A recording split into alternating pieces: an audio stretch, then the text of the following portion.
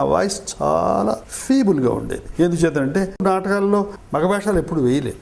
సమురు తిరగమూతలు తినేవాడిని కాదు, సోడా తాగేవాడిని కాదు, తమలపాకులు వేసుకునేవాడిని కాదు. అతి జాగ్రత్తగా అట్టుపెట్టి నా 19వ సంవత్సరం వరకు వాయిస్ అలాగే, ఆడపిల్ల వాయిస్ లాగా.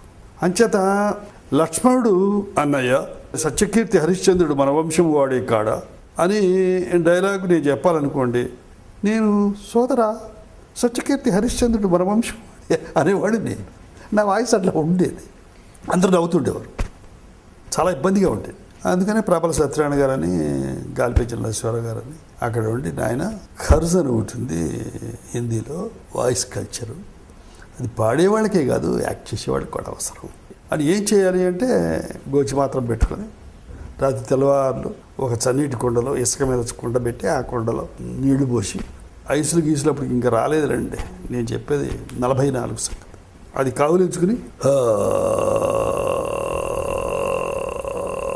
అంటే తాటాకును పట్టుకుని సైకిల్ తిరుగుతుంటే అలా పెడితే అట అలా అంటుంది కదా, స్పీడ్గా కొడితే లోగా వెళుతుంటే అలా అంటుంది. అలా అయితే వాయిస్ కల్చర్ డెవలప్ అయ్యి పాటకే కాదు మాటకు కూడా, ఎక్స్ప్రెషన్కి కూడా అన్ని స్థాయిల్లోనూ ఒకటే ఎక్స్ప్రెషన్ వస్తుంది, లేకపోతే కొన్ని స్థాయిల్లో రాదు అని చెప్పారు.